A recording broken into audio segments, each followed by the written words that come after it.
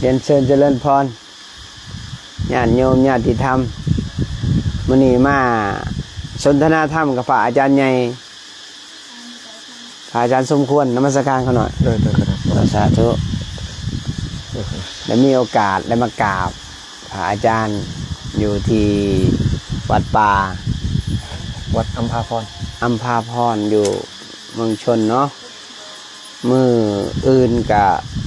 สันเขาแรกก็สิไปวัดคำต้องลองดำรงบุญต่อไปกับนาสีไปเมืองไทยไปเจอกันอยู่อำนาจเจริญ12 13 14ญาติโยมญาติธรรมไปเข้ามาอะไรก็เตรียมต้อนรับเด้ออยู่อำนาจเจริญ12 13 14ไปสนทนาธรรมกันนอกกันหน่อยเนาะใครอยากพบอยากพ่อใครอยากสนทนาธรรมก็ยินดีไปพ่อกันอยู่หันเพราะว่าช่วงนี้เดินสายนิมนต์ พระอาจารย์เพิ่นพระอาจารย์เอกเพิ่นนิมนต์ไปอาจารย์คนนี้เลยอาจารย์เนี่ยอาจารย์โยมมาถามกันอาจารย์อยู่จังหวัดบึงกาฬปัญหากรรมาติญาณโยมใส่บัญชีเพิ่นโอนปัจจัยสั่งผู้ผิดได้ขนาดโมทนาสาธุกับเพิ่นเป็นบุญเป็นกุศลขนาดพระพุทธรูปได้ครบเรียบร้อยเมื่อแล้วขนาดแต่ว่าเราถ่ายแต่ถวายแล้วทีนี้มันเขาอยากหมากแพงเขาหน่อยก็เลยยุติไว้ก่อนยันน้ำมันแพงยันโยมมันมากไปถึงเนาะเลยเมนเลยขนาดลูกเน้นเฮาไปจะถามยังกะถามว่าเสียงดีบ่เมื่อวานนี่ขอโทษขออภัยได้ลบทิมเพราะว่าแม่งเจ๊กจันหลายโพดอยู่ผู้กระปีดโอ้ผู้กระปีดถือว่าเป็นยังเขาเป็นผู้น้อยๆบ่แม่นหมายถึงว่า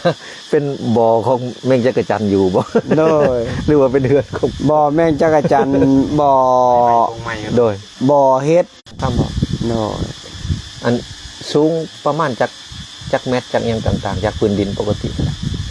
ประมาณจากแม่ขนาดนี้ครับคร่าวๆประมาณ30 เมตรโอ้30 เมตร30โอ้มันใช่แล้วโดยผมมีแห่งแต่ว่าน้ำมันเป็นน้ำหินปูนเนาะเนาะแต่ตอนนี้กำลังสลาปราสาทหลบผลเนาะโดยเรายังผลยังมากอ่ะพอได้ฝึกคิดฝึกใจตัวเองคนหน่อยเคยไปเจริญอยู่หันเด้พระอาจารย์แต่ละปี4 ปีเต็มคนหน่อยเขาปีภาษาตัวน่ะมงโยมแม่คนหน่อยเสียหน้าคนหน่อยไปฝึกคิดฝึกใจแล้วอยู่ปีภาษาหันแล้วทีนี้คนหน่อยมาพิจารณาเบิ่งคนหน่อยก็พอมีลูกศิษย์ลูกหาสั่งสลาความสงบน้ำแน่โดยนอกคนหน่อยแล้วก็ได้ส้นโฮมส่วนเงาหรือว่าว่าเวลาฝนหรือว่าเวลาแดดออกนอกขณะเนาะเวลาไปจุดเผาคนนะสรีระของคนเนาะก็ประโยชน์หลายอย่างแหละในจุดภาษานอกขณะเนาะโดยขน่อยโอ้จุดแรกในขน่อยจุดแรกก่อนที่เริ่มพระอาจารย์มีแห่งบันดาลใจจังได้คืออยากไปยางทุดงหรือว่าไปเดินโอ้ก็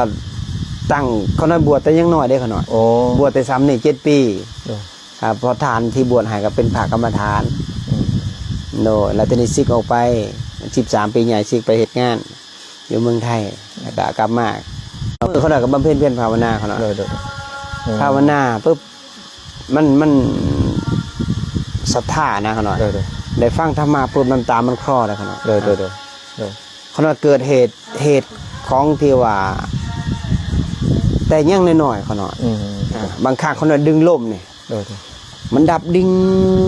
ลงดิ่งขึ้นมันดับแต่เขาหน่อยบูฮู้เขานอนพีภาษากับเขาหน่อยโดยเหตุไอ้เขาหน่อยย่างจนหอดผู้ว่าควายโดยจนหอดพระอาจารย์ทองใบเขาหน่อยโดยแต่เริ่มแต่พระอาจารย์ย่างแต่เป็นจัวของบ่เป็นครูบาเป็นครูบาเป็นครูบาจักปีแล้วพระอาจารย์เป็นไล่แต่ผลมากี่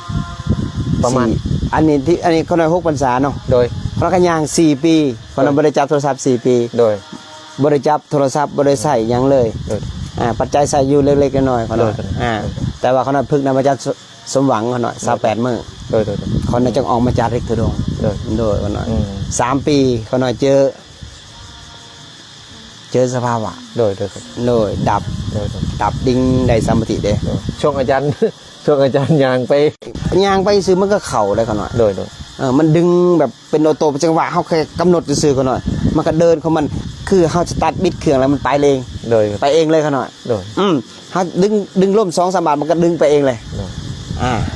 ความย่าน2มาเขาจะนิ่งในพีภาษาเนี่ยเขาหน่อยนั่งนิ่งจังใดคือเขาเข้าไปนั่งเนี่ยเขาย่านผีเขาบอกล้าลุกยางเขาหน่อยมันพอได้แต่ขยับนิดเดียวซ้ำนี่เขาหน่อยเพราะสิลุกไปยางกับนี่นะซ้ำนี่ก็ยังบอกล้าแล้วเขาหน่อยแล้วเหตุให้เขาตั้งหมันในลมเขาหน่อยตั้งหมันเราดึงเข่าปล่อยออกดึงเข่าปล่อยออกนั่งนิ่งอันนี้ขยับบ่ได้เขาหน่อยมันแข็งมาเลยเด้มันแข็งเป๊กเลยมันมึนมันชาเขาหน่อยมันชามันเห็นมันแข็งปุ๊บแข็งหอดเข่าหอดเอวหอดหน้าเอิกหอดข้อแล้วมันจะนิ่งเลยเขาหน่อยนิ่ง3-4 ชั่วโมง5-6 ชั่วโมงก็มันก็แจ้งแล้วมันบอกเขาหน่อยกายคันเอิกมันหู้แล้วแต่เนี่ยมันออกจากสัมติมันหู้แล้วหลอดตายแล้วมันว่ะพอหลอดตายปุ๊บมันดีใจบอกก็สิลุกมาโอ้เขาหน่อยตอนเสาร์นะพอจะจำภาษาในพีภาษา3 เดือนเหตุความบทเถียงเหตุพีภาษาอยู่บ้านพระอาจารย์เองพีภาษาหรือว่าทุกบ้านที่พระอาจารย์ไปแต่เนื้อเขาใต้เขาจะจำใส่กับเหตุผลแต่ว่าจำแต่ว่าคือไปอยู่พีภาษาบ้านอันนี้นะบ่อยากซื้อก่อนโอเคมันซื้อบ่ได้17 มื้อจนซุปเปอร์ YouTube ไปถิ่มผีแล้วเขาไปเห็นเขาหน่อยเนี่ยบัดคนเมื่อละเมียผัวให้เมื่อย่านพี่เมียแล้วก็เมียให้น้ำผัวบัดคนเมื่อละให้เมื่อย่านพี่ผัว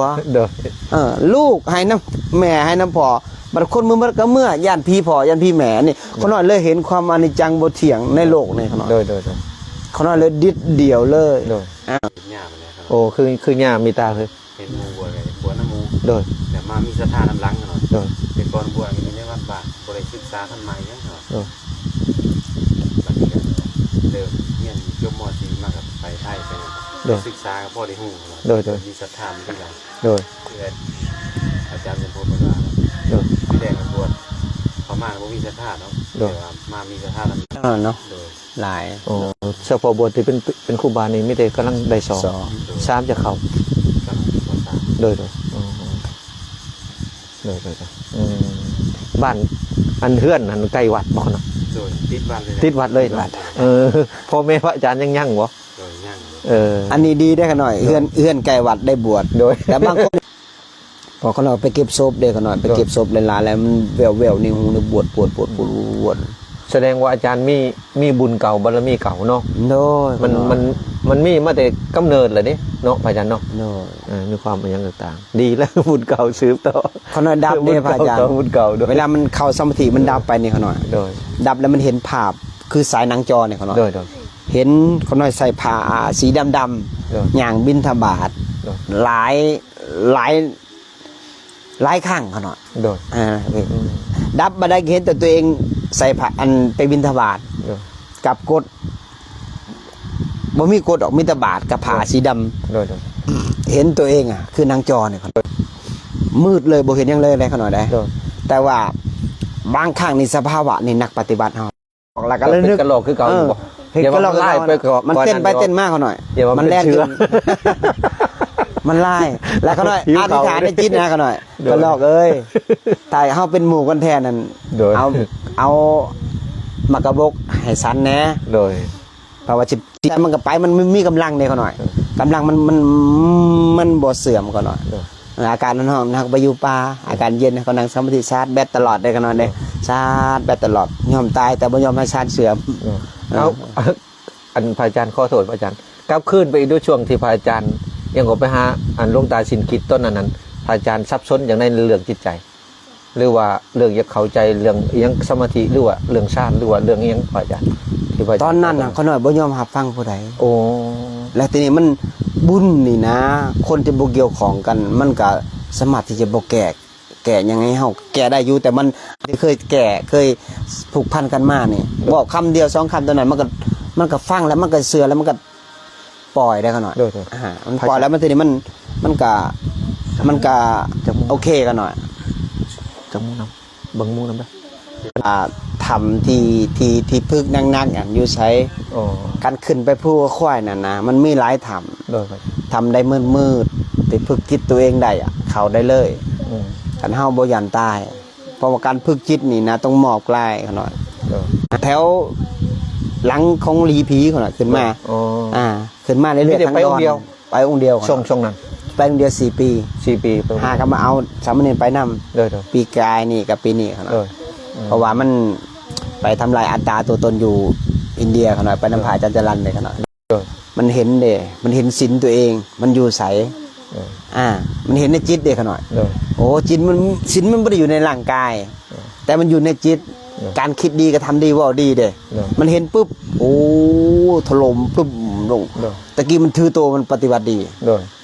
คู่มือนี่มันบ่มีอย่างเขานะของจริงคือของยางจากไทยจังได้ผ่านในประเทศไทยจันคันเขาหน่อยโอ้ยางน้ำมันจันคันแล้วก็ไปยางน้ำเพิ่นอีกโดยยางน้ำพ่อแม่ครูบาอาจารย์เพิ่นก็บอกอยู่เพิ่นก็แก้ให้อยู่มันว่าประธานสมบูรณ์เนี่ยโดยเป็นคนแก่เขาหน่อยคนแรกโดยเจ้าศรัทธาพระพุทธเจ้าเจ้าต้องบ่มีเครื่องรางของขลังคนเราก็ละทิมมาเลยตั้งละต้นนั้นละต้นนี้เป็นนี่เป็นขอโอกาสพอทานคนขอโอกาสแน่คนเจจะได้จะเดินเส้นทางนี้ได้คนก็บอกให้ต้นนั้นต้นนี้ละต้นนั้นละต้นนี้ละวิชาทิฏฐิละต้นนั้นละต้นนี้ปล่อยเครื่องรางของขลังออกหมดไม่ต้องไปเพิ่งยังเอาแต่พระพุทธพระธรรมพระสงฆ์เป็นสารณะที่เพิ่งอันสูงสุดคนน้อยแต่นั้นมันกับหอดมงกฎคนน้อยเขาก็ละมาเลยหายผู้อื่นหมดภายสิเอาอย่างเก่าคนน้อยมีบาทใบเดียวก็สังฆาไปเลยตัวนี้หวังแน่ว่าเฮาคือทุกข์คือยากแต่เด้หมู่เพิ่นก็อยู่มีความสุขกินแล้วกันนอนนะเฮาคือทุกข์แท้อยู่ในพี่ภาษาผู้เดียวนี่นะมันเห็นเด้ก็หน่อยมันเห็นแล้วก็เลยสักวันนึงว่ะเฮาต้องเอามันเด็ดขาดสุดท้ายมันก็เฮาเห็ดแบบถูกต้องแล้วที่เฮาบ่ติดที่อยู่เขามานั่นดูถูกดูแค่นั้นคือเห็ดให้มันโอ้โหจักว่ามุงได้แข็งแกร่งบ่ได้บ่แข็งแกร่งกันหน่อยอันนี้ปัญญาเฮาเกิดจะมุนติ้วแตกปังเลยเฮานิ่งไปปึ๊บถ้าเกิดว่าเฮาไปนั่ง 4-5 ชั่วโมงมันกำลังสิเปื่อยก็มันเจอเพราะว่าปุ๊บสำถามมันเสื่อมมันก็ยังหายแล้วบัดนี้มันบอกกันหน่อยอันนี้แหละถ้าเกิดว่าเฮาเดินปัญญาหับหูมันเข่าทางหูทางตาทางลิ้นทางกายทางใจสภาวะที่มันเกิดขึ้นแล้วก็ดับไปเขาไปตามหูตามเห็นความเกิดและความดับอยู่สิแล้วมันจะนิ่งมันจะเกิดความพาสุขและปัญญามันจะเกิดตลอดมันก็จะเห็นความหมดเถียงแท้แน่นอนเราก็จะมีความสุขกันโดยปกติหรือว่าในการปฏิบัตินี่ถือว่าดีกว่ามากกว่าทรัพย์สมบัติภายนอกเนาะในโลกใบนี้บ่มียังเทียบแทนได้ก็โดยมนต์เขาหน่อยโดยองค์ได้สีทามบ่ไปจนหน่อยหรือว่าอันญาคำบ่หรือว่าพระอาจารย์คำมีคำถามมีคำถามบ่หรือว่าญายังก็ลืมล่ะญาสงสัยญาคำไซเนาะอยากทำยังก็ทำโดยให้ถามองค์ได้ขน่อยให้องค์ได้ตอบให้ญามีตาเนาะให้ญามีตาตอบเอานิมนต์ญามีตาตอบเพิ่นให้ขน่อยสมาธิเบื้องต้นขน่อยสมาธิเบื้องต้นนี่เริ่มเฮ็ดบ่หรือว่าเริ่มจะเข่าเริ่มปฏิบัติจะสู่นิวรณ์บ่ได้ท้องเขาต้องว่างเปล่าตั้งโตให้ตรงอารมณ์หยาบๆออกจาก 3-4 บาทออกปุ๊บเมื่อมันล่มบ่มีแล้วล่มหยาบบ่มีแล้วเขาก็ตั้งโตเขาดึงล่มเข่าปล่อยออกดึงเข่าปล่อยออกดึงเข่าไปออกมันจะนิ่งมันจะดึงอ้อมอารีมีแต่สงสารเขาหน่อยมันจะเกิดปิติสุขในจิตมันนะจะอิ่มเหมือนกับเขาหิวเขาบ่เหมือนกับมันอิ่มมันมันบ่หายมันบ่มีอารมณ์ที่ว่าจะโกรธจะหายจะโทสะเกิดขึ้นมันอิ่มมันมีแต่สงสารเวลาเขานั่งบางทีมันสู่ความคิดบ่ได้เขาปวดแก่ที่ใดสู่ความคิดหาจะไปสู่ไม่ได้ยังความคิดเอาละนั่งมันบทสงบมันคิดไปเรื่อยเขาสิคิดกับหูแต่มันคิดซื้อมันคิดกับเห็นแล้วมันก็ดับไปเห็นแล้วมันก็ดับไป เขาก็ดึงอยู่ลมนี่2อย่างนี่ให้มันแข็งขึ้นนั่งหัว3-4 ชั่วโมง 4-5 ชั่วโมงมันจะผ่านเวทนาได้2 ชั่วโมงครึ่งนี่ชั่วโมงครึ่งนี่เวทนาน้อย2 ชั่วโมงครึ่งเวทนาใหญ่ว่าที่ ได้เอาเลยบ่ คันว่าคันมันจบได้แต่ว่ามื้ออื่นมันก็เกิดอีกได้จะให้มันชนะต่อไปบ่ได้ได้เจ้าต้องเฮ็ดจนเป็นประจำตลอดเลยตัวนี้นั่นถ้าเจ้าอยากเอาชนะมันเวทนามันเป็นของอนิจจังตั้งอยู่แล้วก็ดับไปมันของบ่เที่ยงเด้เจ้าบ่เฮ็ดแล้วความคิดโอ้ตัวนี้เวทนาโอ้ตัวนี้สังขารโอ้ตัวนี้วิญญาณมันจะแยกคนละคนเลยมันบ่รวมเป็นก่อนได้ถ้าเจ้านิ่งพ่อเจ้าใสพ่อถ้าเกิดว่าเฮายังไปเพลิดเพลินในความคิดมันก็ยึดในความนี่แหละโลกก็ทำ8เนี่ยโดยเนี่ยทองใสคำใสบ่หรือทองใสลืมคำใสเนาะแล้ววันนี้ในเมื่อย่าทองใสเพิ่นถามแหละขอโทษได้ย่าทองใสถามเพิ่นแล้วต้องไปเฮ็ดต้องไปปฏิบัติต้องลงมือปฏิบัติได้มันจังเกิดแม่แหละคันถามแล้วบ่เชื่ออยู่เพิ่นนั่งอยู่หน่อยโดยนั่งอยู่อันดับแรกเพิ่นนั่งจักชั่วโมงล่ะเขาหน่อยนั่งหึงอยู่โดยประมาณ1 ชั่วโมงกว่าโดยหั่นเด้แต่ว่าเดี๋ยวก็ได้ดอกเนาะเพิ่นยังผ่านยาสูบบ่ได้ครับออกบ่ได้ตัวโดยยังผ่านยาสูบบ่ได้คันเพิ่นอยากตัดไอ้ลีรอนั่นเช้าถ้าสิ่งนี้ได้สมาธิเดี๋ยวมันจะผ่องใสขึ้นเพราะว่าทุกสิ่งทุกอย่างโดยน้ำใสมันถึงจะกินได้โดยจิตคือกันถ้าจิตใสมันก็บริสุทธิ์โดยถ้าอยากขับได้ยังมีดินทรายบ่ยังมีไหนก็ไพ่ละกันไปหาบ่จังซั่นบวชมันหลากกิเลสได้ขนาดบ่แม่นบวชมาตามกิเลสได้ขนาดว่ากิเลสมันตายผมมาฆ่ากิเลสโดยเฉพาะได้ขนาดนี่ผ่าเรื่องนี่เอาไว้ฆ่าโดยกิเลสมันบ่ขนาดโดยอย่าไปมันไว้อ้อมกิเลสได้บ่แม่นได้ให้เข้าใจทางสั้นได้ขนาดไปได้หายสงสัยพระพุทธเจ้าบ่ได้สอนให้สู่กับผู้นั้นพระพุทธเจ้าสอนให้ฮู้ให้ตามฮู้ตามเห็นตามความเป็นจริงยอมเห็นแล้วก็ปล่อยมันไปพอแล้วมันปล่อยไปเห็นแล้วก็ปล่อยวางบ่ไปสู่กับมันก็สู่มันเห็นมันแล้วก็ดับไปเห็นมันก็ดับไปเห็นแล้วมันก็ดับไปตัวนั้นเฮาเห็นแล้วมันเห็นดุมันก็แจ่มใสกันหน่อยตัวนี้เด้อเนาะเพราะฉะนั้นญาติโยมอยู่ทางบ้านใครมีความถามยังบ่เนาะอันนี้ก็ถึงเวลาที่จะมี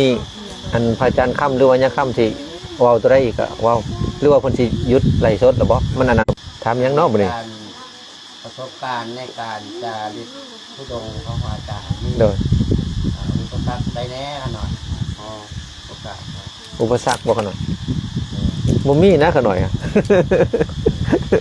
เป็นจังคือว่าบ่มีอุปสรรคก็คือความขี้ข้านโดยอันที่ว่าเฮาเอิ้นว่าอุปสรรคของเฮาเองนี่คือเฮาบ่ชนะใจเฮาเองเสื่อมลาบแล้วขน่อยมีหยดเสื่อมหยดมีชันเชิญก็มีนินทาขน่อยมีสุขแล้วมีทุกข์เป็นเรื่องธรรมดาขน่อยสัญญาณขาดเกินเนาะไม่ซั่นแล้วขน่อยแต่ว่าขอโทษอันเรื่องอันที่เป็นอันเรื่องธรรมดาเรื่องนั้นเรื่องนี้มันเป็นเรื่องธรรมดาขน่อยเนี่ยว่าขอโทษบ่เว้าดอกบ่เว้าก็ยาเนาะบ่ก็ยาขน่อยคือขน่อยเว้าแหละนิ่นก็คือว่าเฮาชนะใจเฮากันเนาะช่วงสงกรานต์เขาอยากหมากแพงน้ำมันก็แพงเนาะเฮากราบพระก็อย่าลืมกราบพ่อกับแม่อยู่บ้านเนาะกราบพ่อกับแม่ผู้